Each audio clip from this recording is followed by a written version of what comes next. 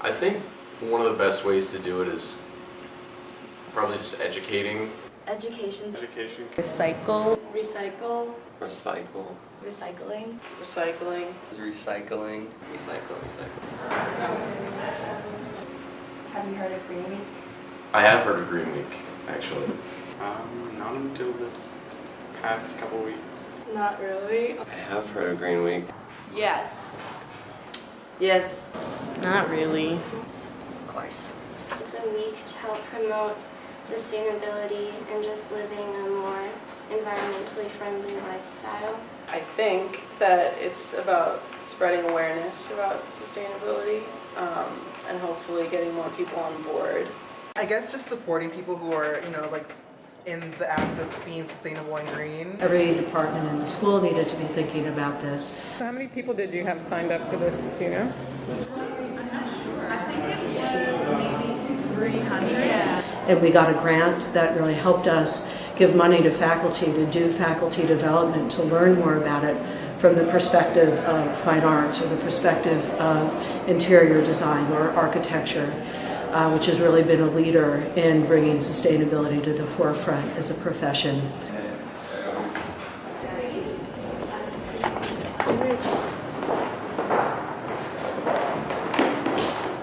I think with art you can have a very strong emotional effect on people. Art can also extend to things like advertisements, and it can be projected around like the television. I think a lot of people can do like a public awareness with art and like creating a more like better world. I think sustainability is really interesting. I see it as a design challenge. I mean, being an industrial designer, I think it's important for everyone who goes through the industrial design program at Pratt and elsewhere to understand the impact of the products that we're designing. Design could also play a part into that. Like if we make more green-friendly items, it can help.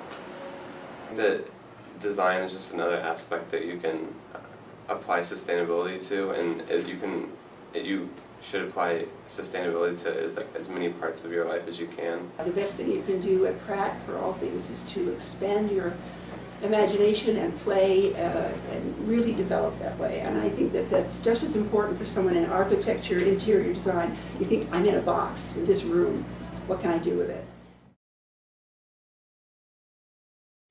How I got involved in working with green jewelry and sustainable jewelry. I started making jewelry in high school, and I was really passionate about jewelry. I couldn't wait to get to jewelry class. I was fascinated by small, shiny objects, which I think a lot of jewelers, if there are any in the audience, can relate to that. And I never really thought about where the materials I was using came from. At the same time in high school, I was also voted most likely to save the earth. And I was happily making jewelry and promoting eco-friendly practices at the same time, and I didn't realize that my two passions were in direct conflict with each other. So I started to get involved, and in 2008, I founded Green Jewelry News to share the information that I'd been researching with jewelers. It's, a lot of people say, well, it's the inside, how can that be affected? But when you really study sustainable design, it's not just material. It's the whole site and everything. So where you put a building, you start with that. And so even an interior designer can influence a client and so on and so forth, you see. The siting and look at a lot of things, because it's air and light and heat and energy and finally get to the materials. But a lot of big things happen first. So you have to, when you're lead AP, which I am, you learn it all. And there's more use of interior designers in a lot of these things. And here are 5 of the top teams that were selected from different design studios. And the whole idea in the 3rd year, as they do their sustainable dorm, they integrate their design studio with their required energy classes.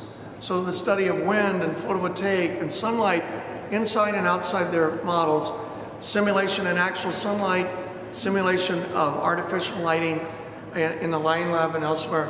All of that is coordinated with their design instructor. I've been involved with sustainability for quite a while now, and one of the speakers who's speaking today, Mary McBride, was a real mentor for me, who really made me understand that we need to be thinking about not just what we're designing, but the consequences of what we're designing, and that we have to make that a critical part of the conversation. And at that time, I was chair of the industrial design program here at Pratt, and I started to integrate that thinking into the product design studios and the various studios that we're teaching, and it's just grown from there. Sustainability is used in fashion because we sometimes use organic products like fabrics and yarn and thread.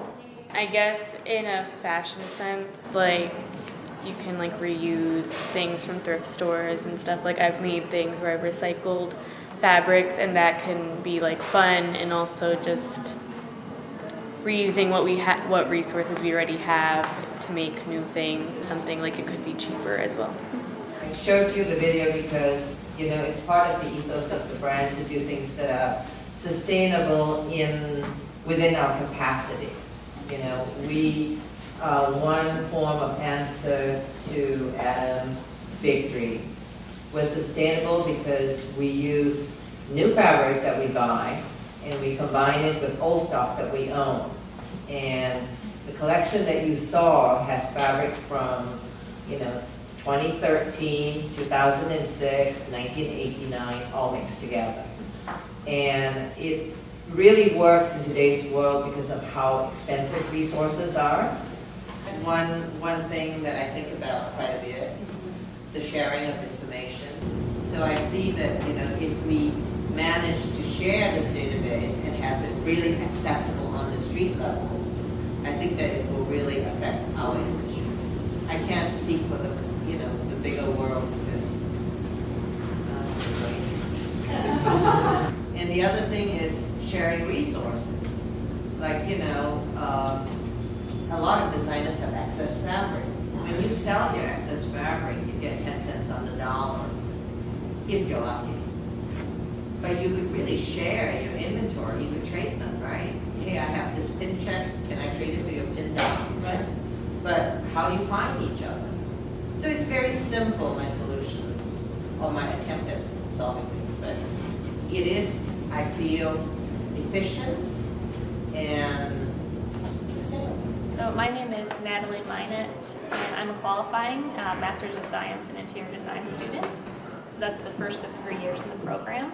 I just started in August, and my undergraduate degree was from Michigan Technological University in environmental engineering. So I really hope to combine both fields of study in a career.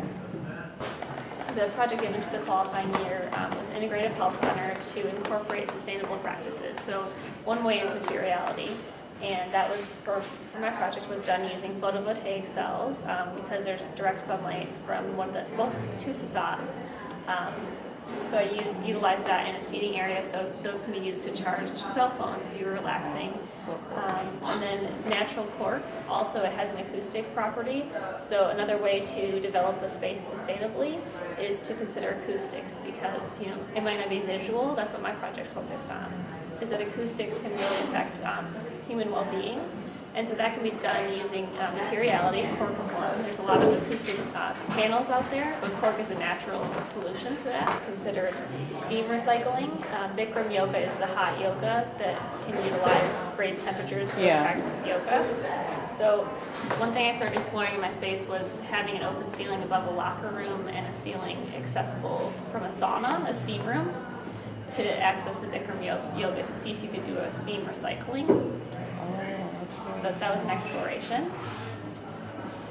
And then also seasonal effectiveness disorder can also be something that people who during the winter time they don't see the sunlight as much can cause depression and anxiety. So if you have vitamin D lamps, then that can actually change those effects. So I installed a light therapy. Is making sure that humans are taken care of at the same time we're not neglecting the environment. So this project I thought started to look into that, because her concept was considering the idea of encompassing a womb, you know, being enclosed and protected. I saw this too. Yeah, so that was an interesting I idea. haven't looked at it much, but I would say that's a really cool idea, because perhaps you're using sustainable materials, but you're considering what it's like for a human inside that space. Discussion of coastal crisis. This is, so if you want to interview, you can This is also close to disaster response in terms of Japanese tsunami, and that there's a design studio. You have a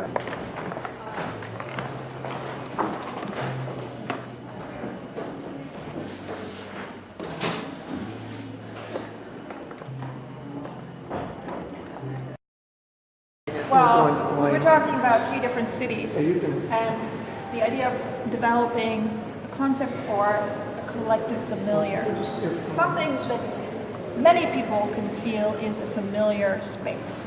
So in New York City, we have basically 3-4-story brownstones, attached homes that create this kind of composite familiar.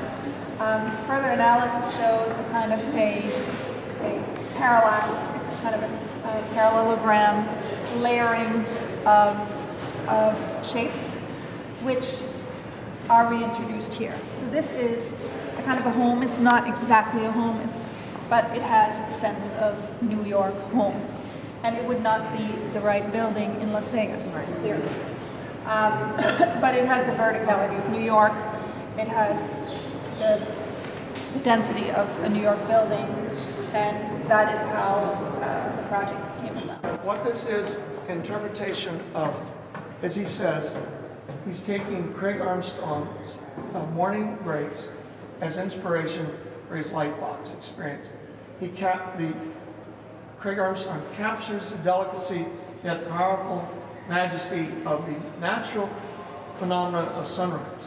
As a fellow pianist, I grew up at the keyboards by a window as the sunrise projected brilliant light on the wall as seen here. So what this does is it goes through the lighting sequence from when the sun comes up to bright daylight. And that's a simulation of a sunrise. yeah, but you need to hear the music also. Oh, but in the competition, they were not allowed to play the music. Here we go. It starts with the sunrise, and it goes, no, you can't. You weren't allowed to play the music. Okay, come in. This is so cool. This is, we're in our 23rd year. At the moment of sunrise, just like the chandeliers at the Metropolitan Opera, the clouds gently lift, and this is what happens. The sunlight comes in as a pure rectangle of light.